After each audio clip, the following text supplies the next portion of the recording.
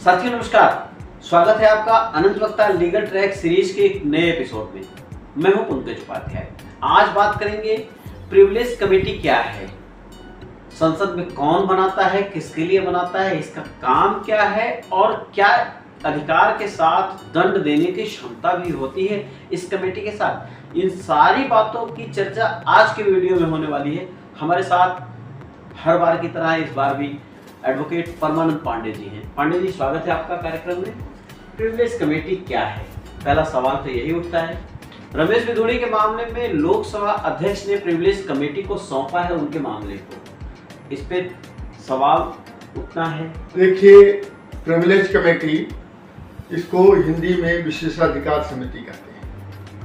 ये एक ऐसी समिति होती है जिसमें 15 सदस्य होते हैं और इस कमेटी का उद्देश्य होता है कि अपने सदन में बोले गए सदस्यों का अगर कोई ऐसी घटना हुई है जिसको लेकर के किसी को आपत्ति है तो अध्यक्ष को वो लिखते हैं और अध्यक्ष इसको विशेषाधिकार समिति को सौंप देते हैं। विशेषाधिकार समिति दोनों पक्षों को सुनने के बाद एक निर्णय लेती है और उस निर्णय में ये बताया जाता है कि इस व्यक्ति के खिलाफ क्या कार्रवाई की जानी चाहिए या कोई कार्रवाई नहीं की जानी चाहिए।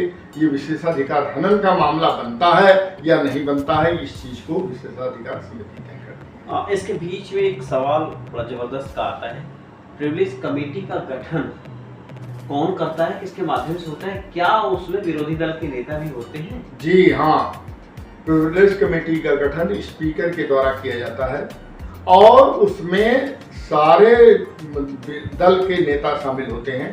वह दल शामिल होते हैं जिनमें जिनकी संख्या कुछ होती है, वो उनके ज़्यादा सदस्यों के ऊपर निर्भर करता है कि जिस दल के ज़्यादा सदस्य होंगे उसके सदस्य ज़्यादा होंगे इस प्रिविलेज कमेटी में और जिसके कम होंगे उनके सदस्य की संख्या कम होगी, लेकिन उनका अधिकार समान होता है। कि कई बार ऐसा भी होता है कि जो विपक्ष के जो सदस्य होते हैं विशेषाधिकार समिति में, उनकी बात को सत्ता पक्ष के सदस्य होते हैं वो भी मान लेते हैं।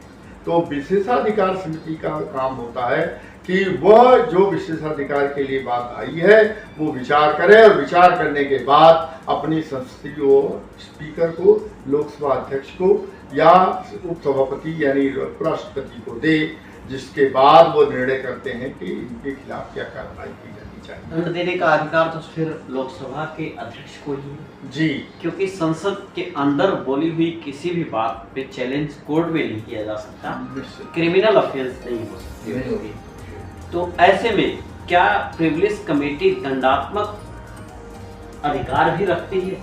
जी, दंडात्मक अधिकार क्या सुझावात्मक अधिकार है। दंड तो खुद वो सीधे नहीं देते हैं, वो संस्तुति दे देते हैं वो लोकसभा अध्यक्ष के पास या उपराष्ट्रपति के। राज्यसभा का मामला हुआ तो उपराष्ट्रपति को दे देते हैं और वो संस्तुति सामान्य तौर पर जो होती है उसको मान लेते हैं।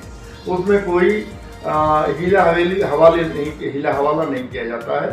उसको दोनों लोग, उपराष्ट्रपति और लोकसभा के अध्यक्ष, उसको मान ही लेते हैं क्योंकि वो उसमें बहुत जिम्मेदारी पूर्वक को विचार की गई होती बात और उसको वो मान लेते हैं। इसके एक चीज जो आपने अभी ये बात उठाई कि क्या वहाँ पर लोगों को ये छूट होती है, एक इम्यूनिटी होती है।